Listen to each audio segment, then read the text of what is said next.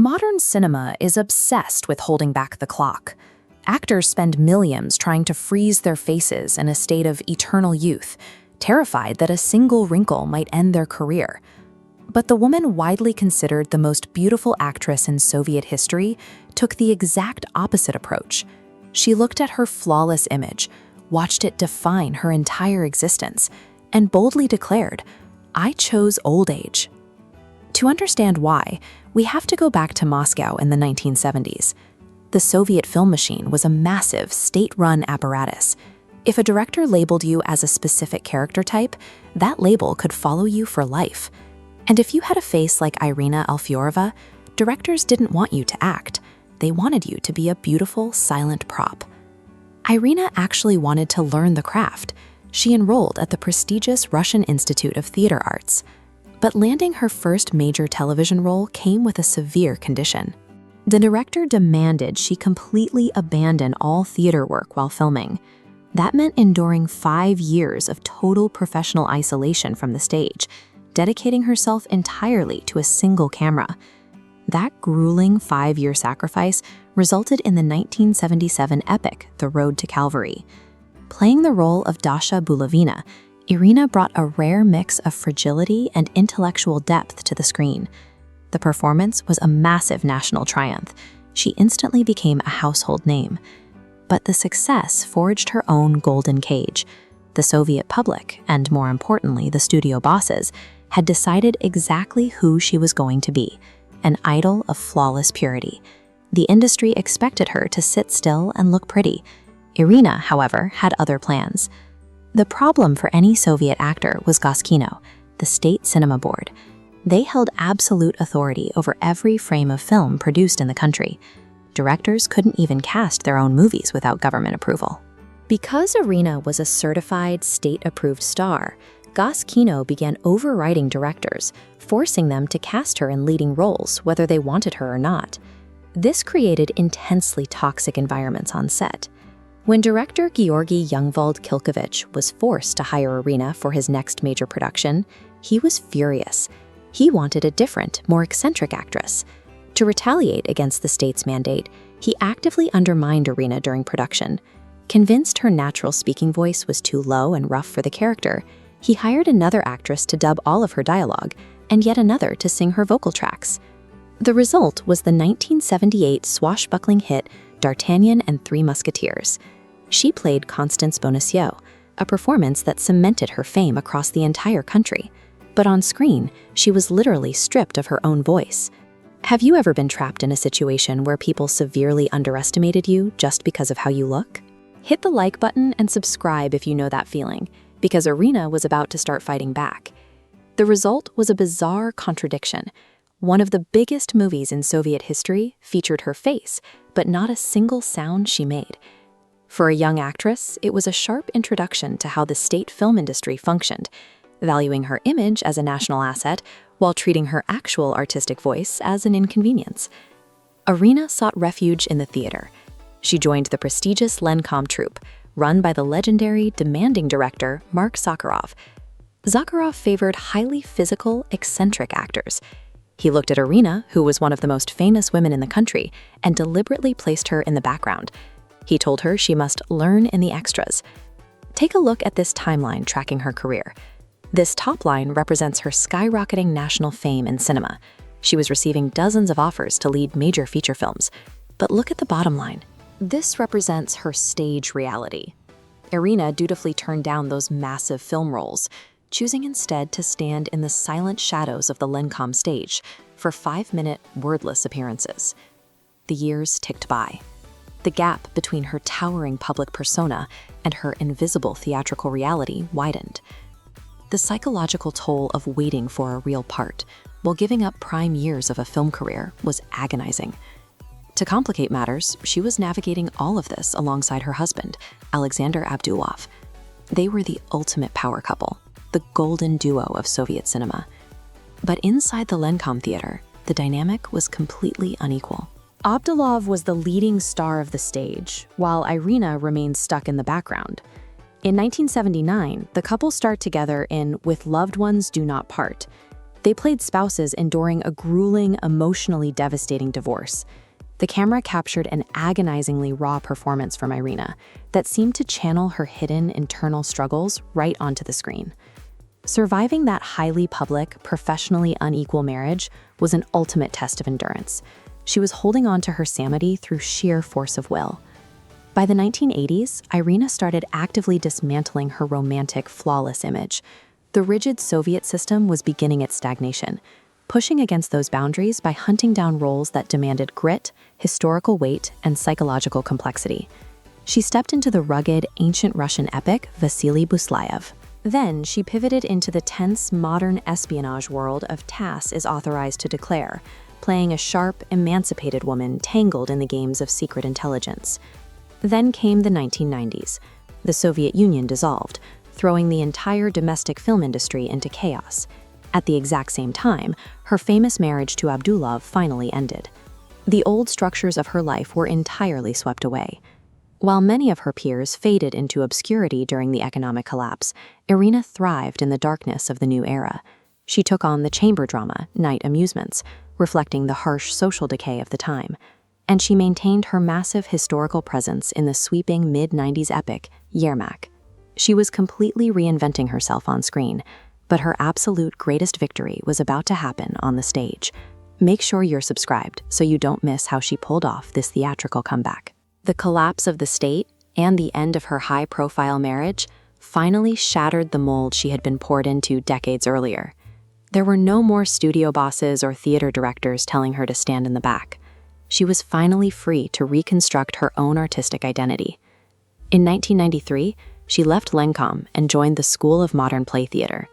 The shift in artistic philosophy was exactly what she needed. Here, she wasn't a silent extra. She was the leading actress, tackling complex, deeply flawed, dialogue-heavy characters that required immense emotional intelligence. As the years went on, she made a radical choice for an actress of her stature. She explicitly refused plastic surgery. Looking at this photo of her surrounded by her own youthful magazine covers, the contrast is powerful. She firmly believed an actor's face must reflect their accumulated life experience. As she put it plainly to the press, "I chose old age." That choice kept her highly relevant in modern Russian cinema, taking on roles like the literature teacher in 2018's The Last Trial, and it continues today.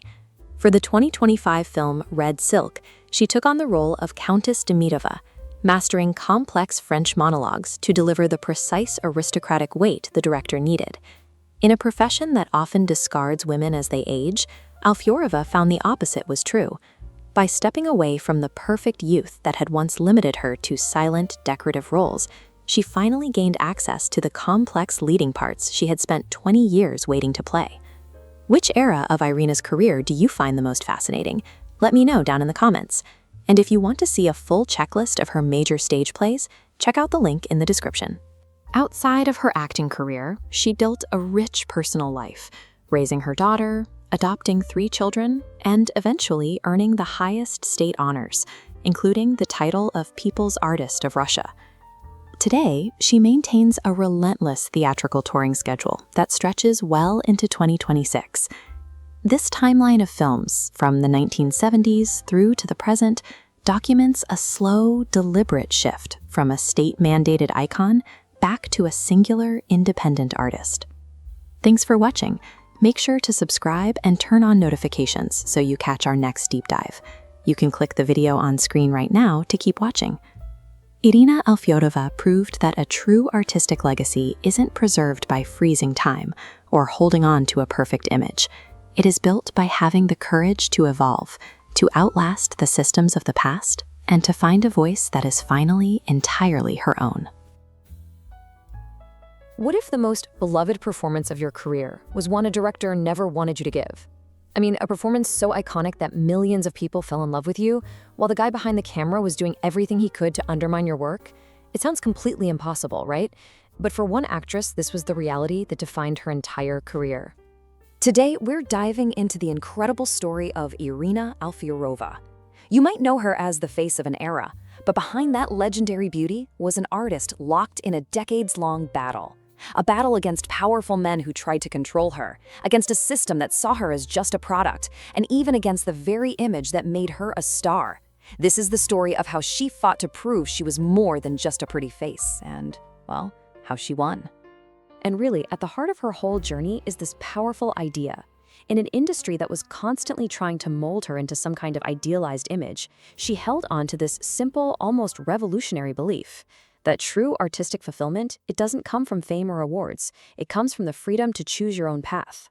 We're going to uncover the behind-the-scenes drama of her most famous roles, the agonizing years she spent as a background actor while literally being one of the most famous women in the country, and her ultimate triumph of finding her own voice. And it all started far, far away from the bright lights of the city, in a place that forged her unbreakable will. So our story begins not in the glamour of Moscow, but deep in the heart of Siberia, in an environment that would shape a character of immense strength and, dignity. Irina Alfyorova was born back in 1951 in Novosibirsk to parents who were about as far from artists as you can get. They were lawyers, both veterans who had survived the Great Patriotic War. So her childhood wasn't filled with applause and stage lights. It was filled with this quiet code of discipline, of integrity, and a really profound respect for human dignity. And these weren't just lessons, they were basically the armor she would need for all the battles to come. She grew up in this truly unique place called Academy Gradok, or Academic Town. This was a special Soviet project, kind of an oasis of intellectual and cultural life built right in the middle of the Siberian forest. And it was populated by the nation's brightest scientific minds. It was here, at the House of Scientists theater studio, that she took her very first steps on stage. For her, art wasn't just performance or entertainment, it was a form of deep knowledge, a way of understanding the world. And that perspective would set her apart for her entire career. So in 1968, she leaves Siberia behind and makes the huge move to Moscow, enrolling in GITIS, which was the country's most prestigious theater institute. And, as you can see on this timeline here, she started landing small film roles even before she graduated in '72, really building a foundation for what was about to happen. But the real explosion? That came 5 years later. In 1977, a single television event would make her a household name across the entire Soviet Union. This one role wouldn't just launch her career, it would demand a staggering sacrifice and really define the central conflict of her entire life. So this is the period that cements her fame across the entire Soviet Union.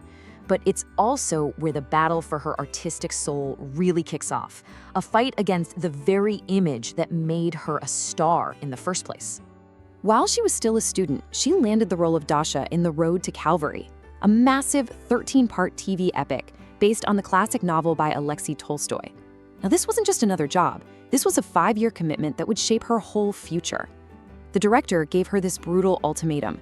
You take this role and you cannot set foot on a professional stage for the entire 5-year shoot. Just imagine that. As a young actress, fresh out of the country's top school, being completely cut off from the vibrant Moscow theater scene, the very place you've been dreaming of working. It was a monumental sacrifice, but she agreed. For 5 whole years, she lived and breathed the character of Dasha, and the result absolutely captivated the nation, making her an overnight superstar. So fresh off this huge triumph, she gets cast in what would become one of the most beloved films in Soviet history, D'Artagnan and Three Musketeers. But the story of how she got the part of Constance Bonacieux, it's the stuff of cinematic legend, and it perfectly illustrates the forces she was constantly up against. The director, a man named Georgy Youngvald Kilkevich, had already chosen his Constance, another actress, Evgenia Simonova. But his artistic choice, it didn't matter one bit. He was overruled by Gazkino, the powerful state film agency that controlled basically all of Soviet cinema. They issued a mandate. The role had to go to Irina Alfyorova. And the reason? It was pure commerce. Her face on a poster guaranteed a blockbuster. She wasn't an artist to them, she was a commodity, and she was way too valuable to ignore. Now here's where it gets really interesting. This is how the director fought back. Since he was forced to cast an actress he didn't want, he retaliated in this, pretty shocking way. He declared her voice, which was naturally lower and richer, too gruff for the delicate Constance.